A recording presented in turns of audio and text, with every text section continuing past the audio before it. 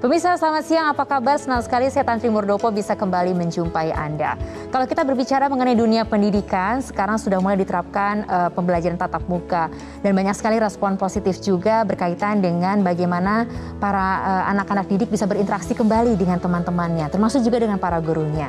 Nah, saya sendiri sempat bertukar pikiran dan ngobrol-ngobrol dengan teman-teman saya yang punya profesi sebagai seorang guru, tenaga pengajar. Mereka juga ternyata mengatakan hal yang serupa, bahwa memang masih di era pandemi COVID-19 ini protokol kesehatan harus betul-betul diterapkan, tetapi bagaimana anak-anak menjadi lebih bersemangat untuk bisa bertemu dengan teman-teman dan juga yang pasti untuk bisa belajar bersama dengan guru-guru tercinta. Nah, yang menarik, teman saya yang menjadi guru atau pengajar di daerah Serang, Banten bercerita bahwa salah satu yang aktif untuk bisa mengajar anak-anak di daerah tersebut adalah seorang anggota kepolisian. Saya jadi bingung dan bertanya-tanya, ini apa hubungannya anggota kepolisian dengan mengajar anak-anak di sebuah sekolah, apalagi juga termasuk mendirikan sebuah sekolah. Untuk itu, saya undang beliau ke studio untuk bisa berbincang-bincang di Newsline Plus yang hari ini. Ada Bribka Humaydi, apa kabar? Baik Pak, Alhamdulillah. Atau Pak Medi ya panggilan akrabnya. Tepatnya bertugas di mana sih Pak? Desa apa? Saya bertugas di Polsek Tirtayasa, Polres Serang, Polda Banten, Pak. Sebenarnya dekat aja ya dari studio Metro TV ya.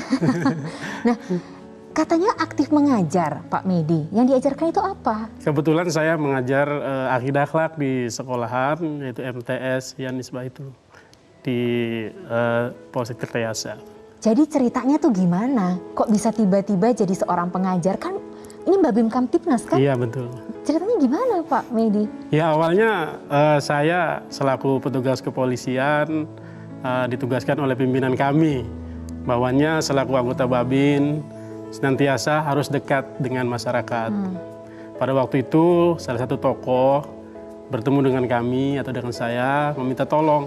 Duh, kenapa Pak Medi? Ya karena di desa ini ada anak-anak, ya remaja lah Mbak, remaja yang notabene yang seharusnya seumuran anak ini sekolah, malah dia tidak dengan sepatutnya sebagai seorang anak. Dia main motor, nongkrong di pinggir jalan, bahkan ada yang masuk ke dalam hal-hal yang tidak diinginkan. Memang tidak ada sekolah Pak di sana atau? Di sana ada sekolah, akan tetapi kalau kita lihat ternyata latar belakang anak ini orang tuanya tidak mampu, Mbak. Oke. Jadi mereka tidak bersekolah karena alasan memang tidak memiliki dana untuk bisa menyekolahkan anak-anaknya. Jadi orang tuanya karena kerja di Jakarta, mungkin kurang pengawasan dari orang tuanya. Nah, itu berarti tahun berapa, Pak? Kebetulan saya pengajar itu antara 2016, Pak. 2016. Nah, itu berapa banyak muridnya, Pak, waktu itu pertama kali? Ya, karena dari awal kita merintis dari bawah, Mbak. Karena saya dengan tokoh-tokoh tersebut melihat sekitar lingkungan ini ada banyak anak-anak yang tidak seharusnya, yang seharusnya pagi-pagi ini mereka bisa bersekolah, akan tetapi fakta di lapangan anak-anak ini tidak mendapatkan pembelajaran yang layaknya. Oke. Oleh karena itu, saya dengan tokoh masyarakat, tokoh agama, gimana nih caranya Pak? Agar anak-anak ini bisa mengenyam pendidikan seperti anak-anak yang lain. Jadi awalnya berapa muridnya? Awalnya mulai dari 5. Oke, di 2016 itu? Iya. Sekarang berapa? Sekarang sudah menginjak 25, bahkan kita sudah meluluskan Mbak. Meluluskan? Iya. Jadi ini secara formal? Secara atau diformalkan? Secara Kok bisa? formal. Ya kita tidak mau Mbak, hanya memberikan pengajaran tetapi tidak bisa si anak tersebut melanjutkan ke jenjang berikutnya, kasihan Mbak. Wah, untuk masa depannya. Itu Mbak. Berarti apa diluluskan di madrasah? Iya, jadi tingkatkan MTS Mbak. Karena anak ini kebanyakan tidak sekolah lagi ketika keluar dari SD karena orang tuanya tidak mempunyai biaya untuk melanjutkan, maka kita berupaya bekerja sama dengan sekolah sebelah untuk menginduk, Mbak. Oh, awalnya begitu? Iya, untuk menginduk agar anak ini ketika dia sudah beranjak ke kelas 3 bisa mengikuti ujian nasional, Pak. Begitu. Sebentar Pak Medi, ini menarik, ada gambar yang keluar Bapak mengajar dengan seragam polisi. Iya benar. Memang tidak diganti seragamnya? Tidak Mbak. Jadi betul-betul setiap hari mengajar? Iya. Dengan seragam? Dengan seragam. Lah Pak, kalau gitu wajar aja dong anak-anak pada takut. Di sana pada nurut semuanya, yang ngajar polisi. Iya, memang pengaruh juga. Ya, alhamdulillah Mbak, setelah adanya kehadiran polisi, anak-anak yang awalnya Mbak ya, sudah umum lah, sudah lumrah, ketika anak-anak melihat polisi itu berdiri jalan, bahkan kadang sebagian masyarakat kalau melihat polisi seperti apa, tapi saya mencoba merubah Mbak, stigma-stigma seperti itu saya rubah dari level yang paling bawah dulu Mbak, anak-anak, sehingga ketika anak-anak tersebut beranjak dewasa, dia sudah mengetahui bahwa polisi tidak seperti orang-orang yang katakan begitu, Pak. Wah, hebat. Ini jadi perpanjangan tangan dari pusat, betul-betul menunjukkan, apalagi Babim Kamtibmas ya. Alhamdulillah. Betul Mbak. ya Pak. Tapi Babim Kamtibmas kok bisa ngajar juga? Ini dari awal memang sudah terpikir untuk mengajar? Dari awal tidak terpikir, Mbak. Sama sekali? Sama sekali tidak. Oke. Karena berhubung tugas Babim Kamtibmas selalu di desa Mbak ya. Jadi melihat permasalahan apa yang ada di sana, kita bisa melihat. Dipecahkan apa, Bener, begitu Mbak. ya. Wah, hebat sekali nih kalau betul-betul polisi bisa dekat dan memecahkan masalah sosial yang ada di Alhamdulillah, Mbak. desa ataupun juga masyarakat setempat. Jadi jadwal tiap hari mengajar, Pak? Untuk awal, pertama kita karena tahap pengenalan waktu itu kan tiap hari Mbak, nggak mungkin kita tinggal. Apa tuh Pak, matematika gitu? Awalnya kita semua ngajar Mbak. Oh, oke. Karena kita sesuai kurikulum Mbak ya. Nah, kita pertama menyesuaikan Mbak, kelas ini apa, kelas ini apa. Sesuai, oh jadi Bapak juga riset gitu untuk tahu kurikulum-kurikulum Iya, apa? dengan para pengajar yang lain, bagaimana biar terarah anak ini. Ketika anak ini harus jenjang kelas 7 ya, kita harus sesuaikan. Oke. Ketika nanti ujian nasional datang, anak ini bisa kita ikutkan. Pak, ini nggak dimarahin sama atasan Bapak? Ini kok kayaknya kebanyakan ngajar, masa ngajar tiap hari gitu? Ya, untuk awal pertama kita mengajar tiap hari Mbak. Untuk berikutnya kita jadwalkan Mbak, karena kita juga seorang polisi yang notabene masyarakat pun masih banyak yang membutuhkan kita. Kita bagi Mbak, sesuai dengan jadwal Mbak. Kapan kita patroli ke desa yang lain, kapan kita dibutuhkan oleh masyarakat lain, kapan kita dibutuhkan oleh anak-anak kita yang kita didik, Mbak. Jadi kita menyesuaikan sesuai yang di lapangan, Mbak.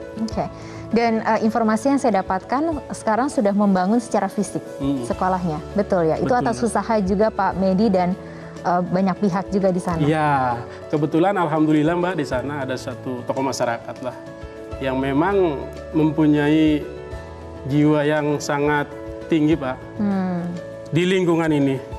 Jadi Bapak ini karena dari awal kita rintis ini ya seperti ini Pak belajarnya. Iya. Tanpa kursi. Ruangan apa adanya. Ya apa adanya. Oke. Dan setelah itu kemudian bisa bahu-membahu. Bisa membahu. Bapak bikin proposal sendiri juga? Melalui ketua ini, ketua tokoh masyarakat ini, ketua pemuda ini, beliau sedikit-sedikit mengumpulkan juga.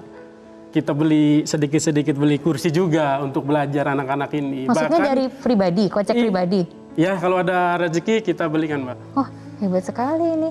Jadi betul-betul mau mengeluarkan jiwa raga untuk bisa membantu masyarakat sekitar gitu ya Pak Medi ya. Nah Pak Medi sebagai seorang polisi kan dituntut harus sigap, harus tegas. Mengajar kan harus ada lemah lembutnya gitu ya. Apalagi menghadapi anak-anak. Saya lihat juga anak-anaknya sebetulnya masih usia yang di bawah SMA kan. Waktu yang diajar pertama-pertama itu. Benar. Gimana itu Pak? Itu kan profesi yang dua profesi dengan dua karakter yang sangat berbeda. Iya Mbak, bener Mbak. Untuk awal pertama saya masuk di lingkungan pendidikan itu mungkin bagi mereka terasa asing mungkin Mbak ya. Biasa melihat polisi di jalan, ini kok di kelas mereka. Iya, biasa sekolah, tidak sekolah, ini harus sekolah. Polisi lagi yang jagain kan. Kemudian? Tapi lambat laun ya alhamdulillah saya diterima oleh anak-anak ini.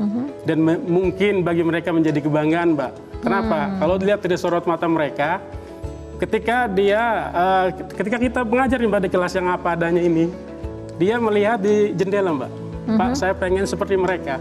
Oh gitu. Iya. Jadi makanya muridnya bertambah terus. Pengen seperti mereka maksudnya yang layak Mbak. Punya seragam bagus Pak, punya kendaraan untuk mengantarkan ke sekolah yang bagus. Jadi anak-anak ini diberi seragam juga oleh Bapak ketika bersekolah? Iya Pak. Tapi sekolahnya bayar atau gratis? Gratis Pak. Gratis? Gratis. Dananya dari mana Pak? Dananya ya kita kumpulkan. oleh Pak Kepala Sekolah juga, selaku tokoh masyarakat yang mendirikan bangunan itu juga. Terus kita juga kadang dikasih oleh dompet duafa juga Mbak, untuk tulisan, buku, baju. Jadi ini urunan banyak pihak yang punya jiwa hebat gitu ya untuk bisa sama-sama melakukan yang terbaik untuk anak-anak di sana. Tapi berkurang sekarang. Anak-anak yang tadi biasa liar tadi itu tidak sekolah, motor-motoran dan lain sebagainya berkurang? Bukan berkurang lagi Mbak, alhamdulillah sekarang dengan adanya kami di lapangan atau di kelas, mereka pun mungkin menjaga sebagai tanda terima kasih mungkin ke kita. Jadi mereka juga menjaga Mbak. Oh ini yang ngajar polisi, kita jangan sampai. Gitu, jadi ini menggunakan status kepolisinya dengan kemudian berbuat positif dan ternyata dampaknya amplitudonya besar ya Pak Medi. Oke. Nah selain Pak Medi ada juga polisi hebat lainnya yang terjun juga ke dunia pendidikan dan ini menariknya adalah mendidik dengan berbahasa Arab. Maksudnya bagaimana? Segera kita akan berbincang dengan polisi yang bertugas di Sumatera Utara berikut ini setelah jeda.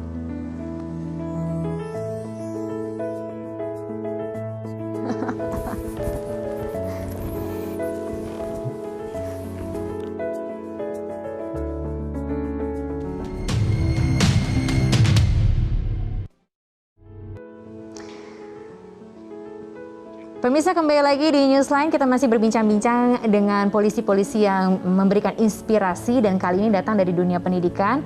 Kalau tadi sudah berbincang dengan Pak Medi yang bertugas di Serang, Banten, sekarang sudah hadir di sini ada Bribtu Julham Madimunte atau Pak Julham. Bertugas di Sumatera Utara. Tepatnya di mana Pak? Di Satbinmas Polres Labuan Batu. Satbinmas itu apa ya Pak ya? Apa yang dikerjakan sebetulnya? Untuk lebih dekat ke masyarakat, menggalang problem solving, menyelesaikan masalah-masalah yang ada pada masyarakat. Oke, kok bisa sampai jadi mengajar? Jadi begini, kebetulan latar belakang saya itu adalah santri, yang mana saya dulu pernah mondok di pondok pesantren Rodotul Hasanah Medan. Oke, makanya kemudian mengajarkan. Makanya dengan ilmu yang saya dapat dari pondok pesantren Rodotul Hasanah kemarin, jadi saya mengimplementasikan kepada pesantren Darussolihin Labuan Batu. Jadi mengajar bahasa Arab. Siap. Lancar ya Pak berarti ya? Insya Allah. Gimana kalau kemudian Bapak memperkenalkan diri kepada pemirsa, menceritakan tentang Bapak, kesatuan dari mana asalnya dengan bahasa Arab. Bersedia ya Pak? Siap. Oke, kita kasih ke kameranya, silahkan. Ini dia. Taib, Ismi Julham Madimunte, kuntu mutakharijan min ma'hadid Rodotul Hasanah, wajitu ana min Labuhan Batu, Sumatera Asyamaliyah. Sukron. Oke, artinya apa Pak? Baik. Saya cuma tahu Labuhan nama Batunya saya tadi. Julham Madimunte. Ya, saya itu lulusan dari Pondok Pesantren Darussolihin Hasanah. Kemudian saya berasal dari Labuhan Batu, Sumatera Utara. Oke. Dan sebetulnya Pak Julham ini sudah sempat viral ya. Ada banyak videonya juga ketika Bapak sedang mengajar. Dan memang juga menggunakan seragam juga ya Pak Julham ya. Jadi sama nih visi misinya dengan Pak Medi. Saya tanya dulu, kenapa pakai seragam ngajarnya Pak? Kebetulan. Kalau Pak Medi tadi jelas, karena anak-anaknya di sana tuh anak-anak yang sudah lama liar lah tanda kutipnya gitu. Nah kalau di pesantren kan santri-santri kan nurut-nurut semuanya Pak Julham. Insya Allah. Jadi kenapa tetap pakai seragam? Kebetulan saya di Satuan Satbinmas ya, yang mana Satbinmas itu harus berada di tengah-tengah masyarakat. Di saat saya jadwal ngajar, saya menggunakan baju dinas gitu. Oke, hanya pas mengajar ya Pak? Siap. Oke, jadi Bapak itu mengajar untuk tingkat yang mana saja bahasa Arabnya? Untuk kelas 1 MTS, kelas 3 MTS, dan kelas 2 aliyah. Berarti itu sama dengan kelas 1 SMP sampai SMA ya? Siap. Betul. Awalnya tiba-tiba kok ya bisa seorang polisi mengajarkan bahasa Arab, memang lulusan pesantren. Tapi kan kemudian bisa mengajar, itu ceritanya gimana Pak Julham? Ya, yang pertama itu panggilan hati memang, panggilan hati untuk mengajar. Yang kedua ingin membanggakan keluarga dan membanggakan institusi. Ya. Jadi saya ambil keputusan untuk mengajar di Darus Solihin, mengajar bahasa Arab. Karena sayang gitu ilmu gitu kan yang kita ambil dari pondok dulu nggak kita manfaatin gitu, berbagi gitu pada santri-santriwati pondok pesantren Darus Solihin Labuan Batu. Apakah memang juga tidak terlalu banyak guru-guru berbahasa Arab, guru bahasa Arab di sana maksudnya? Guru bahasa Arab itu 50% bahasa Arab dan yang lain guru umum gitu. Yang mana tujuan saya juga ini mengajar ini untuk mendukung program Bapak Kapolri untuk menuju polisi yang presisi. Gitu. Wah, hebat sekali ini memang. Ini inspirasi-inspirasi yang didapatkan dari Pak Medi dan juga Pak Julham ini istilahnya polisi-polisi yang kerja nyata di daerah-daerah ya. Karena betul-betul bisa menangkap apa yang menjadi masalah-masalah sosial di sekeliling mereka dan problem solvingnya seperti apa. Nah, ketika kemudian Bapak mengajar, apa reaksinya? Ini kan, ada polisi tetap pakai seragam mengajar bahasa Arab gitu. Gimana Pak Julham? Ya, pertama kali saya masuk ngajar di sekolah itu, ya awalnya santriwati itu ya heran aja gitu melihat saya kok baju dinas ini serius atau main-main atau gimana gitu kan. Begitu saya ngasih materi pelajaran bahasa Arab dan saya berbicara, bertanya kepada mereka menggunakan bahasa Arab itu, ya mereka akhirnya yakin dan ini menjadikan motivasi buat mereka gitu. Jadi santri itu bisa, santri itu mau kemana aja bisa gitu, bukan hanya sebatas jadi ustadz atau kiai. Jadi santri itu bisa jadi polisi, tentara gitu dan lain sebagainya. Dan dicontohkan oleh Pak Julham di sana. Nah, tapi awal mula canggung tidak Pak? Ketika masuk, memang Bapak ada lulusan pondok pesantren, tapi masuk kembali ke pondok pesantren dengan baju seragam gitu? Sebenarnya kalau canggungnya tidak, karena sebelumnya saya pernah dulu ngabdi, sebelum saya jadi polisi sempat juga ngajar setahun di Sumatera Barat, pesantren Nurul Ikhlas dulu. Oh, jadi jiwanya memang selalu mengajar ya sebetulnya ya. Nah, sekarang berarti berbagi waktunya bagaimana dengan jam dinas? Mengajarnya lebih banyak jangan-jangan dibandingkan berdinasnya. Jadi untuk kegiatan ngajar itu setiap hari memang ya, kecuali hari Jumat di saat liburnya pesantren gitu. Jadi satu hari itu saya menghabiskan waktu 2 jam. Mulai dari jam 10 sampai jam 12. Yang mana waktu saya ini atas izin pimpinan, yaitu Kapolres Labuhan Batu. Jadi memang atasan memang sangat mendukung dan itu yang kemudian membuat karya-karya nyata ini menjadi punya manfaat oleh masyarakat sekitar ya. Nah, saya mau tanya kembali ke Pak Medi. Pak Medi, ini kan mengajar kan sebetulnya tidak ada di tupoksi Anda sebagai seorang polisi Babin Kamtibmas. Kenapa harus menjadi seorang polisi yang tidak biasa? Panggilan jiwanya seperti apa sih sebetulnya? Saya pernah mendengar Mbak, pimpinan kami berbicara. Kalau kita memikirkan, kebetulan pimpinan ini Pak Sopon Hermanto, pimpinan kami juga, Dirbinmas. Beliau berkata, kalau kita memikirkan satu tahun ini memikirkan, tanamlah bibit. Kalau kita memikirkan 10 tahun ke depan, tanamlah pohon. Tapi kalau kita memikirkan untuk satu abad ke depan, maka didiklah manusia. Gitu. Itu inspirasi. Iya, betul. Artinya apa, Mbak? Saya pengen, Mbak, di wilayah saya itu semuanya serba terbatas, Mbak. Sawah, empang, semua itu ada musim-musimnya, Mbak. Ya. Padahal itu dekat saja ya sebetulnya ya. Tapi saya pengen, Mbak, anak-anak yang saya didik ini menjadi pionir di desanya, Mbak. Mereka jadi anak-anak yang pintar, kembali lagi untuk membangun daerah tersebut. Untuk membangun desanya, Mbak. Dan harapannya bisa ya, Pak, karena kan sudah ada yang lulus ya. Alhamdulillah, Mbak. Madrasah kemarin sudah ada yang kemudian lanjut ke tingkat lebih tinggi. Alhamdulillah, bahkan yang kuliah ada, Mbak. Wah, hebat, hebat. Dan itu adalah tadi ya, perjuangan dan buah-buah bibit-bibit tadi ya. Hebat. Nah, kalau Pak Julham, motivasinya lebih kemana? Ya memang sih cintanya adalah mengajar. Tapi kan itu berbeda jauh dengan tugas sebagai seorang polisi sebetulnya. Dan menjadi polisi yang biasa-biasa saja kan nggak apa-apa sebetulnya sesuai tupoksi. Kenapa harus melebih sampai harus mengajar? Capek kan Pak, pengen istirahat juga kan sebetulnya. Ya motivasi saya itu ya khairun nas anfa'hum linnas gitu. Sebaik-baik manusia itu yang bermanfaat buat orang lain. Begitu. Oke. Jadi di satu sisi motivasi saya juga itu yaitu untuk menjadikan amal jariah buat saya. Ya kan? Kemudian untuk meningkatkan citra Polri juga di depan masyarakat, bahwasanya polisi itu bukan hanya sebatas menangani perkara saja, tetapi hadir juga di masyarakat untuk mencerdaskan anak bangsa ke depannya. Dan itu dibuktikan. Siap. Katanya dengan istri juga tiap hari berbicara bahasa Arab. Siap, alhamdulillah. Di rumah juga saya sehari-hari bersama istri saya yang tercinta ya Mbak. Sering berbicara berbahasa Arab juga gitu. Kebetulan istri saya alumni dari Pondok Pesantren Rodotul Hasanah juga. Oh oke. Dan mengajar juga istri? Tidak Mbak. Oh tidak, oke.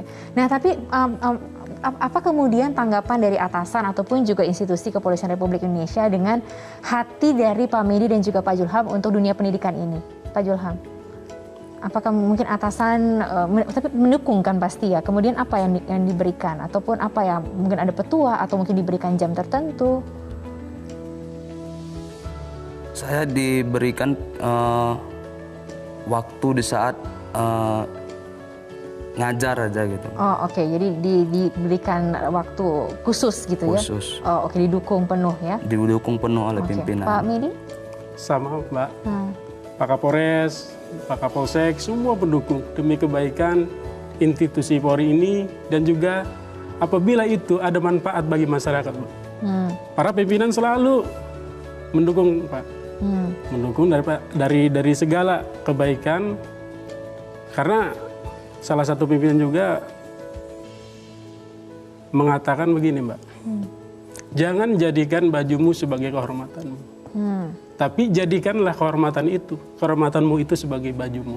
Wah oke, Gitu. dalam itu maknanya. Jadi ketika kita sudah berbaur dengan masyarakat, sudah bukan membawa kita pribadi lagi Mbak, tapi sudah membawa baju institusi Polri ini Mbak.